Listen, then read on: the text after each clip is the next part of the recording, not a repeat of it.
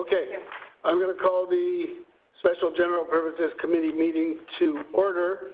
We've got the two items on the agenda. Both of them are, if it gets resolved, they'll be put on the agenda for this evening.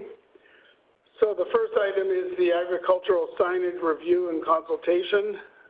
Carly or somebody, did you want to have a word about this? I have nothing to add. I'm happy to answer questions. All right, so basically what you're saying is Mr. Zalman's situation has been taken care of, and the sign bylaw deals with the rest of it, and also, though there's no formal provisions, informally you can do the legacy signs, the grandfathering, right? Okay, That's comments? Correct. We have a... Go ahead. That is correct. We have a written agreement with the Zalmans. And then in terms of the sign bylaw in general, we have a process, and we're making farmers aware of the process to put up temporary signage to support them through that. And also we are working on legacy signs as they're identified, working with them on an individual case-by-case basis to acknowledge the sign. Okay, I've got Bill, Michael, Harold. Bill? Yeah, I just have one question. I'm glad to see that the Zalmans designed a good sign for what we're talking about. I think it's they're commendable that they've done that.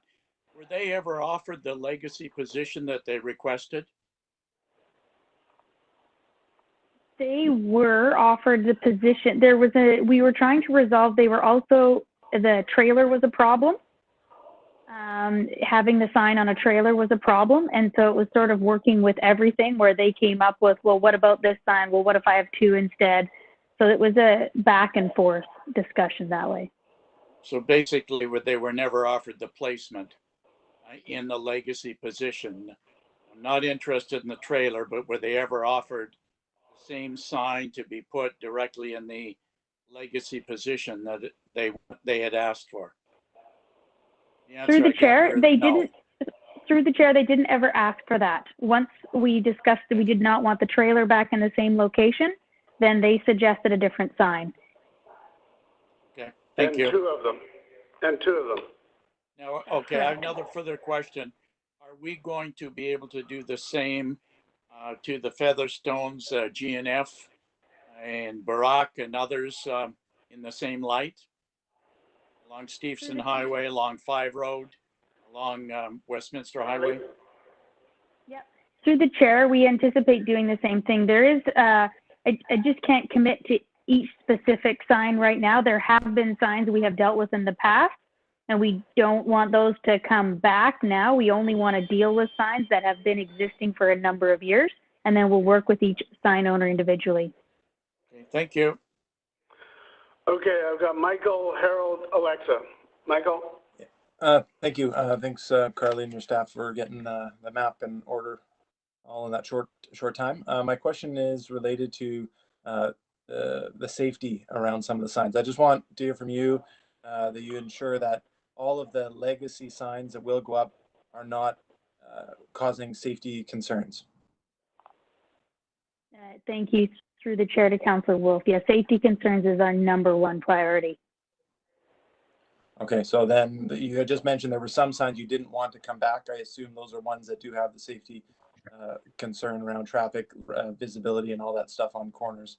So all the ones so far are good to go. Through the chair, the first thing we look at is whether the sign, if the sign is going to go on city property, it has to be safe, and that there's no getting around that. My mention of previous signs was that I am actively working with sign owners who have had signs in the same place for a number of years. I just didn't want to give the impression that people whose signs, problematic signs that we had gotten rid of in past years, could now come back. Okay, Bill, your hand is still up. Sorry. I've got Harold, Alexa, Kelly, Carol. Harold. Okay, it's the problematic signs in past years that I'm more concerned about. when on page GP7, it talks about promotional opportunities for agricultural businesses with Richmond Food Security Society and Tourism Richmond are using promotional tools, but it doesn't suggest that we would work with them or the city itself would put up signs. And I'm just wondering if you consider that, because if you didn't, I think I'd like to make a referral to do that, because other people that tried to put signs up and had to take them down aren't getting the that they should be getting. And right now we're looking at trying to promote local agriculture. We're trying to promote small is beautiful, and yet we're still crimping people on how they advertise. So I would like to see us putting up some certain sign locations. Then you could have all the people that are on on Stevenson Highway have their names put on one sign at the freeway or something like that. Did you consider it? And if not, why not? Through the chair to Councillor Steeves, there's a section report that talks about signs on highways. So we considered it beyond, because we were looking specifically at the highways. We didn't look, I'm not aware if we looked at putting signage up on city property. I think that's what I'd like to do after this is over. I'd like to refer that we look at actually the city putting up the posts and that to have signs, and then simply we would have to have a certain sign size, and they would have to contact the city to put a sign up there. One of the problems we've got with the signs, some of them look awfully unsightly when they point their signs up all over the place.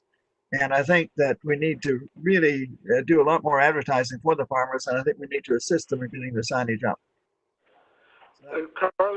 Carly, don't we have that referral from last year for staff to look at this question of a central sign location and various farmers can participate? Isn't that already an active referral? Through the chair, I'm not aware. I'm not aware of that previous referral. I apologize. I understand what Councillor Steeves is asking. I didn't answer that from a previous referral. That was included in the discussion last year. You're right, Mr. Mayor. It was already in there. Okay. Well, when we get through this, we'll have another. We can always have another referral. Alexa. Thank you, through the chair. What constitutes a legacy sign? Like, is it the age of the company, the age of the sign, or that they had one of these signs before the bylaw came in? Through the chair to Councillor Liu, I mean, the term legacy has been a term some people are using, and so I'm just using it for convenience. It's not a defined term. I think that in this case, from what I understand, what we're looking at here is signs that have gone up year after year, definitely predating the bylaw. So the signs we've been looking at to date have been up for 10 years or more, and in some cases many more. But just to make it easy, I'll say at least the last 10 years. And again, we do the goal with the legacy signs is to move towards compliance. But what I'm saying is that we can have a plan, we can take steps, we can give reasonable timelines towards compliance. It doesn't mean that legacy signs will forever get to stay. It's that we'll work with them on a reasonable solution that they can work into their operation plan and respect the season that where they're the most busy. Okay, because I have voted against the sign bylaw anyway, so my goal wasn't to necessarily run into people who had a big sign on their property and now we're going to create a problem around it. But I do understand that in some cases it starts to become a billboard, and I know Richmond doesn't have billboards, and so what is the size where it does cross that line into being a billboard? Do we know that? Through the chair to Councillor Liu, billboards in the case that you're talking about are what we refer to as third-party advertising. So it's where a sign goes up that advertises something that's not available on that site. That's what we call a billboard, and that's not allowed in Richmond. So on Richmond, you're allowed to put up signs to organize or to advertise what's on your property. In the case of farms, it's quite a generous size that they're allowed on their site.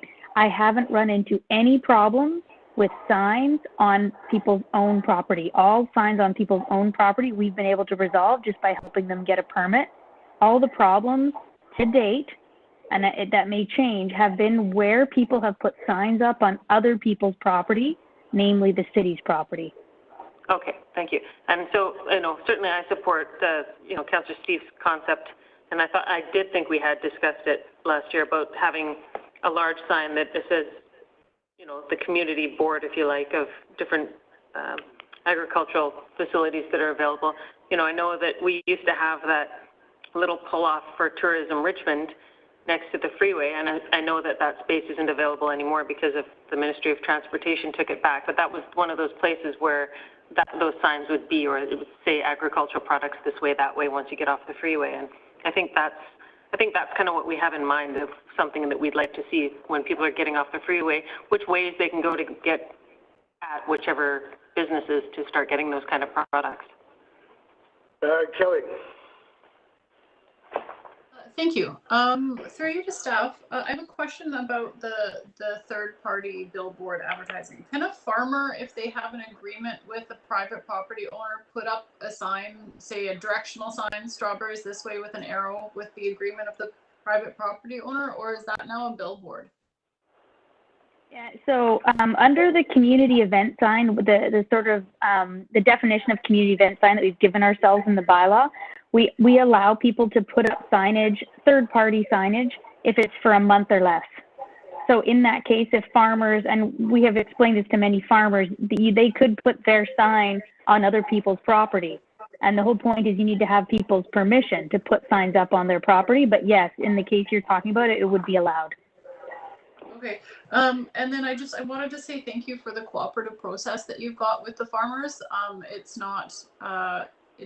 not dictated. It's very much cooperative. So I appreciate that. And also I wanted to ask about on GP8, there was mention of some tourism initiatives like the Berry Trail and those kinds of things. Can we be kept up to date on those? Because I know that the Circle Farm Tour is very successful, and there's also a cycle farm tour out in Agassiz. And it's very pandemic friendly. It's outside and everybody's spaced out. So can we be kept up to date? Chair, I'm speaking for economic development. They've been helping me with this, but I don't think they would have any concerns. Thanks. I'd like to help if we can. Okay, Carol. Thank you very much. So on GP 7, you've got Richmond Eats, the local eating guide. Is that available in more than just in mention on the website? Like, I'd like to see us have a link to that so that we can go out and promote to our circle of supporters all the wonderful opportunities to buy from local farmers. And I think that this needs to be something that's heavily promoted, especially during the growing season. Yes, through the chair, there is a link in the report, but I can ensure that a copy of that is distributed to council. Okay, and when on the website, it'd be nice if there was like a strawberry or something that people could click onto so that they get immediate access, at least during the summer. I mean, obviously in the winter, there's no point, but maybe in the wintertime, people would be interested in where you could buy fresh turkey. So it'd be nice if we could promote that part of our city, because that's a big part of our tourism as well. All right, Harold, your hand is still up. So I'll ask for a motion. So moved. Moved and seconded. Anybody opposed to that? So I'll take it that is carried. Going back to Harold, what I heard you say was that it'd be a referral for staff to look at the possibility of unified signs or central signs on city property for the agricultural community to advertise crops in season. Is that what you're talking about? Exactly, but I would look at different locations as well, because we may want some along Steveston Highway, and I'd like to suggest we Okay, it'd be on city or other property. wherever we can, but probably city property. And I'd like them to add to that fisheries as well, because I have a problem here on our farm. People come down Steveston Highway wanting to buy a fish, and I don't sell fish because they don't know what the Steveston docks are. So we need signage, say at number 1 road in Steveston Highway pointing south. So these are things we really need to look at, because we're getting more off boat sales down at the Steveston docks as well. I'll second that. So it's moved and it's seconded. Any further discussion I'd on like to that? speak to it. Okay, I got Linda and Bill. Linda, Harold, take down your hand. That's it. Thank you. I'm not against Harold's referral, but I think it needs to be more encompassing with some of the other things that are on our GP7. Like, I think signs are good, but if you look at, attachment 1, which is GP11, there's a lot of farms. So that could be a lot of signs. I think people are looking more to technology. People look to websites, people look to apps. So I think if we can, signs is one part of, perhaps it's a 3-pronged thing. Looking at the Richmond food security map, looking at tourism Richmond, and having them all kind of working together. Can we expand that? Can we expand the referral to look at a more unified, if we're talking about, so that farmers can, okay, so it'd be, I said central signs on city or other property, or using technology for the agricultural community to advertise crops in season. Okay? Thank you. That's great. Everybody okay with that? All right. There was somebody else. Carol, Me. Is that your hand? Oh, Bill. And then Carol, is your hand still up? Okay, Yeah. Bill. Thank Carol. you. Okay. I was, Linda beat me to the punch on that.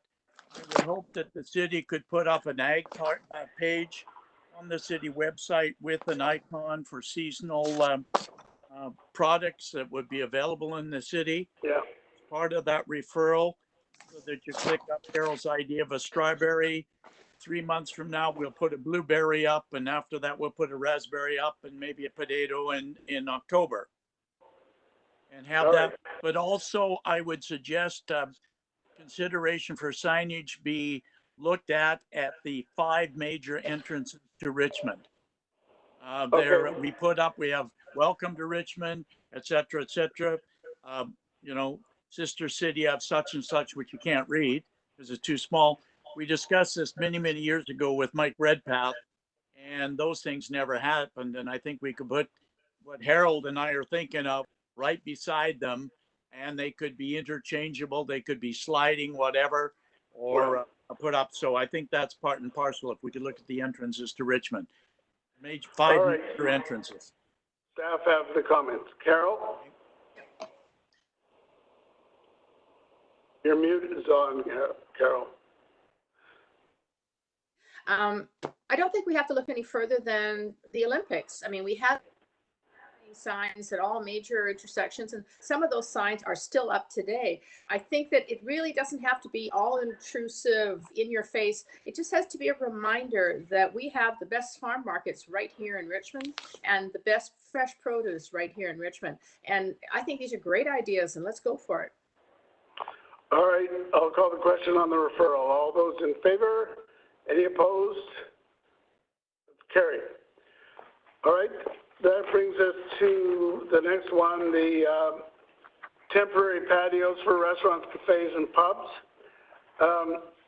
There's a slight change in wording. Well, I'll tell you about it right now.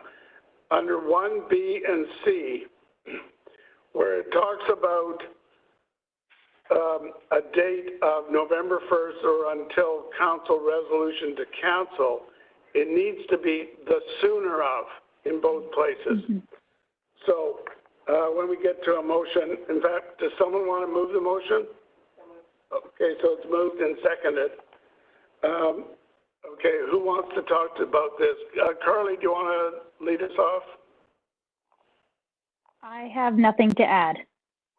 But I should point out that there is a number of staff that worked with me in putting this together, and they're all available on the call should we need specific answers.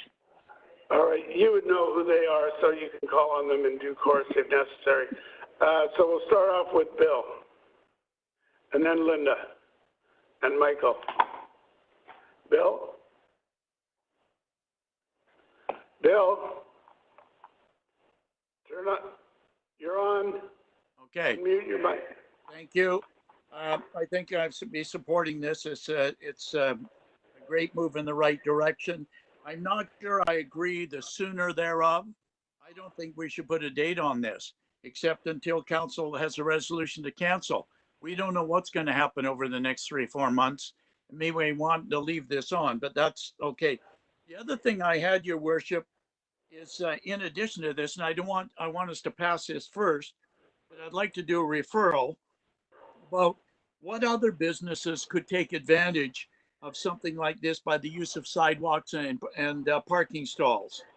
You know, we've got other businesses that are hurting just as much. And taking, for example, sidewalk sales coming out, you could be on Moncton Street, okay, where a restaurant is able to put a patio out there, possibly.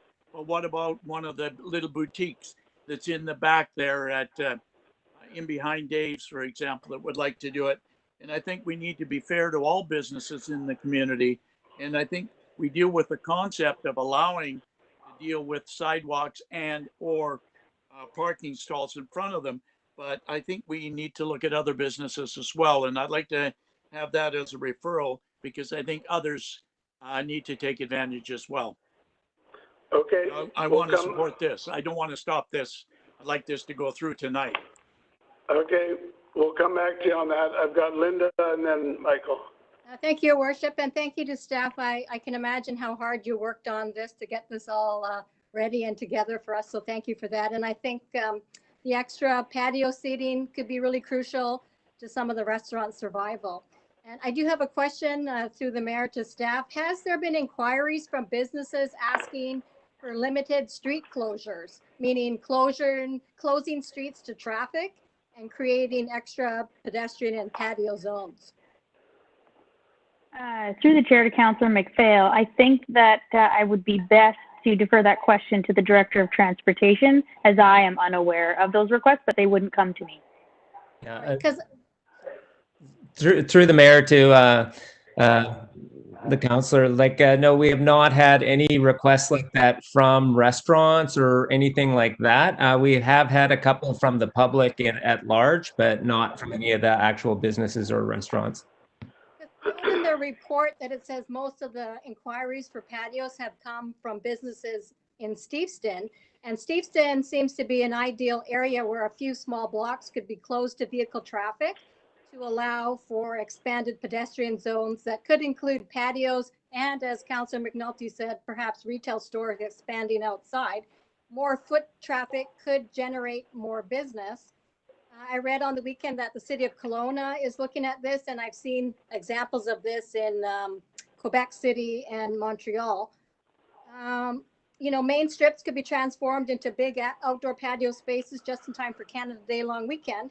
Now, we have seen the success of this on a few one-day events like Steveston Salmon Festival, Canada Day, and the World Cup of Soccer. And I can think of a few other areas in Richmond where this might work. And I know that the trial conversion of road space on Bayview has received some, you know, very positive comments, but I can tell you that this area is still really congested. And anyway, so I think I have a referral for staff to look at this after. So if you can come back to me on that, Your Worship. Yep. Thank you. Okay. But I'm supportive of what's on here now. All right. Bill, your hand is still up. Sorry. I've got Michael, Harold, Kelly, Carroll. Hi, thanks. I just have 3 points here. A couple of them have questions with them. The first one, I was doing some research on the value of curb parking. And to me, to my surprise, there's a lot more value in curb parking than I thought. Some of the studies that I read quoted about $10,000 worth of retail sale just by having for each space near your business. So I would hope that we can try and expedite some of the patio extensions that maybe are hugging the building, just because of the concern that what they might might be good for the restaurant, but it might hurt the other residential or the other commercial businesses in the area. So just a point of caution, and maybe staff are more aware of this than I am. Second one, which has a question, because the value of having some overhang or awning or some guttering system, I'm just unaware of in Steveston with the heritage value. If a restaurant were to expand their patio, and then would they need to get permission from the city, even though we're trying to expedite this and allow for this expansion? Can they just put up some awning cover?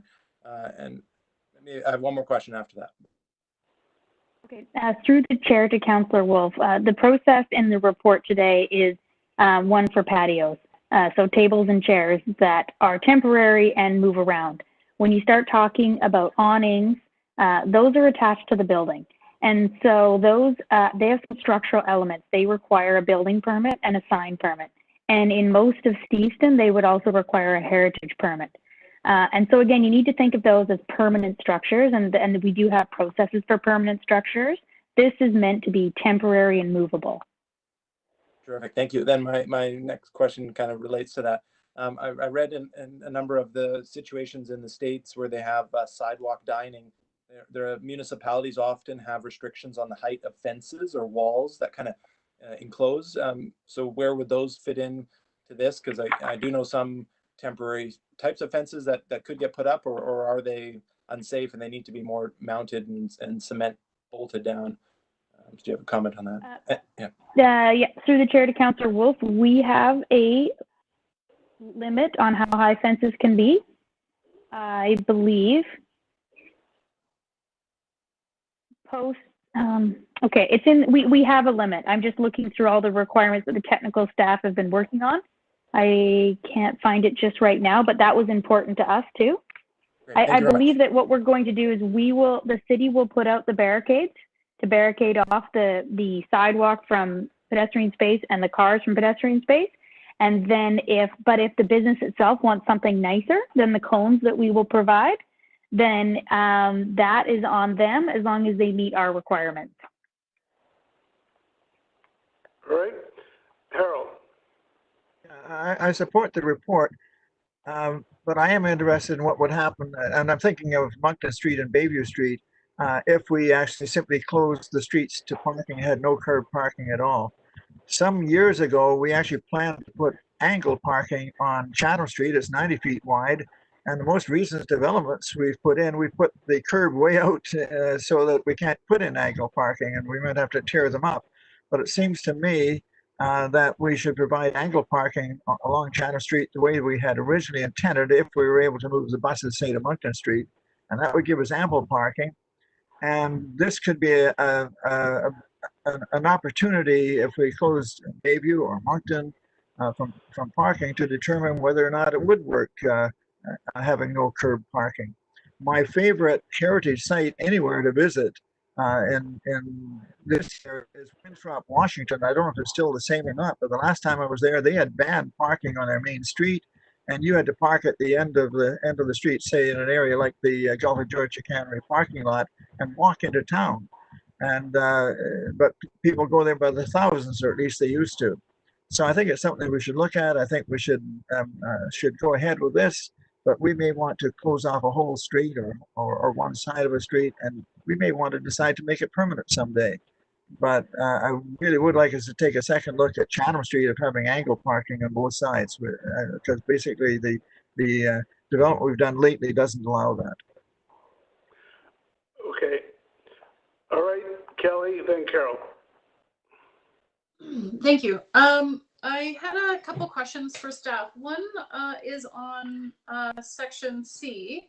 I have a question. Under what conditions would the heritage alteration permit be required? Because it was my understanding that it was not required for temporary structures or temporary things that are not attached to buildings or structures. Through the chair, I'm going to defer to Mr. Craig to comment on that. Yes, through the chair to Councillor Green. In terms of this proposal, because all the structures would be temporary and removed at the end of the period, there would be no heritage alteration permits required. It's only for structures that would be permanent that we would require heritage alteration permits. So why are we suspending heritage alteration permits? I'm concerned that that could lead to somebody, I don't know, bolting a pergola to the side of a heritage building or something. Through the chair to Councillor Green, just to clarify, we're only suspending enforcement of the heritage alteration permit requirements for temporary patios. Every other proposal in Steveston that would require a heritage alteration permit would still continue to require a heritage alteration permit. It is only those associated with temporary patios that we would suspend enforcement. Do we need to specify no alterations to buildings or structures? So I'm just thinking of somebody putting up a railing around their patio, right? They might bolt it to the side of their building, right? Through the chair to Councillor Green, I can answer that one. We don't allow that. This program will not allow that. If they want to do permanent things, that's not this program. Okay, awesome. And then I have a question on GP 26 about the illustration for using the space in front of the restaurant. Now, how does that work with accessibility? Because now you've diverted pedestrian traffic up and down a curb. Through the mayor, may I answer that? Through the mayor to Councillor Green, actually, we are planning to, where it's required to put in temporary ramps for wheelchairs, etc. Okay, good. Thank you. I'm very happy to hear that. I was quite concerned to see that. Just finally, two comments on GP 28. I really love the robust communication plan. It's really fantastic.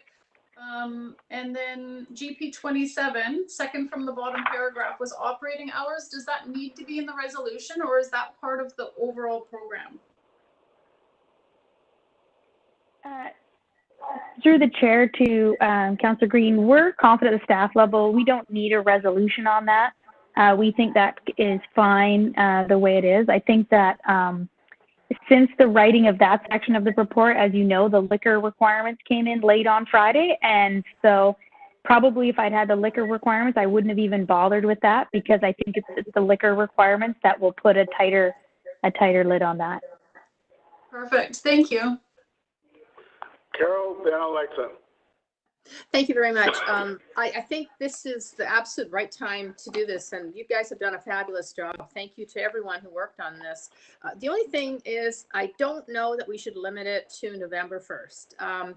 I myself have often had parties into December and January and just put up tents, and it can be a lot of fun. I'm a little concerned that they're not allowed to have any tents.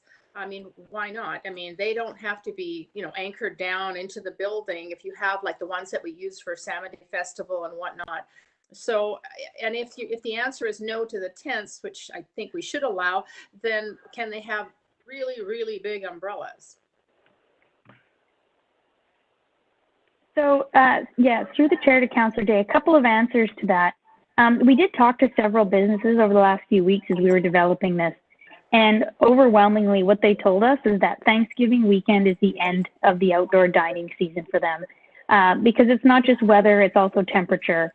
And I think there's an expectation that once they have patios, they ought to be able to service them. So we don't think that there's much of an interest past Thanksgiving. Also, November 1st aligns with what the province has published. Their regulations for the temporary patios expire November 1st as well. So if we were to go beyond November 1st, it would be without liquor, and the businesses have told us overwhelmingly that without liquor, it's not as helpful for them. It's not something they would be interested in. And then in terms of the tents, yes, we use lots of tents for things like Salmon Festival. There is, most tents require some sort of permitting and oversight, and like ones at the Salmon Festival. And we're just not prepared to provide that as part of this program. So yes, umbrellas will be okay, but tents, they start to give us problems, especially when they're on the sidewalk. Okay, just further to the chair. So, because I personally have an umbrella that's like 10 by 14 feet, and it's so handy. I love it. I use it all the time, including past Thanksgiving. But if that's what the businesses are saying, then I guess we can play it by ear. When it comes to opening the streets in Kitsilano, when they have their big festival, they do that. They close every single street to vendors to go out, and it is great fun. And there's so much action and entertainment, but you don't have large groups of people because there's one on literally every block, and I think that is really something that we should consider doing. On page 28, we are talking about going through the website, social media, Business in Vancouver, and We Are Richmond websites. But what about mail outs to every community, every business? Is that something we could do? Because not everybody is, on social media. Through the chair to Councillor Day, we have 15,000 businesses in Richmond. We hadn't anticipated mailing out to all of them. I think that given the interest from businesses before we've had a program, like given how many of them have contacted us before now, we do feel that the general knowledge that's out there, plus our website, plus economic development has done a number of work through the Richmond Chamber and other business associations. So, and also the fact that we've made it so quick. So even if none of that reaches them and they see their neighbor do it or anyone, then, hopefully that'll prompt them and we'll get them going very quickly. Okay, and last question on page 24, it says, while some heaters may be involved, is that going to be a problem for them to bring in propane heaters? Through the chair to Councillor Day, there are restrictions on heaters. Let me just read the wording from the application. Oh, I don't have it anymore. Okay, here we go. What we're looking for is standing radiant heaters approved for use in Canada are permitted. What we don't want is ground heaters. Okay. And then we have rules about where the standing radiant heaters must be placed. Okay, that's great because they work better than those floor mounted ones anyhow. So thank you. I'm done. Thank you. All right, Councillor Liu. Thank you, through the chair. Thank you for this. I think that it's timely and I appreciate the work. I know that staff recently told us that bike traffic up and down the railway line was threefold. So I'm wondering if we've already got in place to add some bike parking down in the Stevenson area and a bunch of other areas as well. And then also, if we are going to entertain closing off some streets, then maybe we want to add even more bike parking, because presumably if you're coming to sit on a patio to eat, it's going to be nice weather. And so it gives people even more safety and security around bringing their bikes into that area instead of everybody fighting for parking. Carly, can you comment? Through the chair to Councillor Liu, I'm going to have to pass that off to one of my colleagues in either engineering or transportation. Yeah, and through the mayor to Councillor Liu. No, we have not at this point in time looked at additional bike parking, but we certainly can. Okay, thank you. I think it'd be handy, and I think you've already given us the numbers that it's up threefold on the railway line, so we know people are riding it down to Steveston, and so we're seeing the extra numbers down there. So now if we want them to actually get off the bike and get into the stores, we have to give them more opportunities to do that and support that. So you're talking about just Steveston or generally? Generally, and especially Steveston. I think especially we've closed half of Bayview so that more bike traffic and people can fit there. So now let's give them somewhere to park their bikes so that they can, now go into the stores and buy some things. All right, so we've got some referrals to discuss, but let's call the question on the motion itself. All those in favor? Aye. Any opposed? So that is carried. So maybe I can expedite by saying what the essence of what I've heard. For Bill, you talked about a referral for staff to look at other businesses that would benefit from a similar approach to the patios that are being provided for the restaurants. Yeah, that would take care of it, yeah. Okay, so that's moved. That would and include the seconded. sidewalks and the parking stalls, like we did on July 1st a number of years ago, Yep. where we All had wagons out, we had tables out, that kind of thing. Yep, All thank right. you. So let's call the question. Anybody opposed to that? Well, all those in favor? Aye. Those opposed? That is carried. Bill and Harold, your mics are still on, Sorry. so that's carried. Now, Linda, did you have a specific wording? I've got one if you want it, but did you have? I had some wording. A referral to staff to look at areas in Richmond that could be closed to traffic for periods of time. For example, weekends or long weekends during the summer to allow for expanded pedestrian, retail, and patio zones. I second that. Can I ask you to add on to that, generally the expanded use of road space? So like we've done on Bayview to go out into the road, not just closing it off, but going into the road. We add that? Yep. Okay, so that's moved and seconded.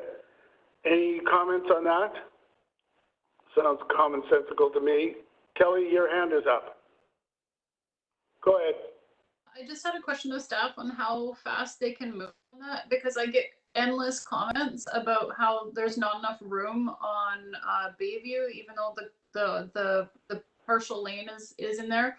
Very congested. And other areas in Steveston where people have repeatedly asked for one-way traffic so that there's more room for people and everything else. So how fast can we get this? Okay, Lloyd, can you comment?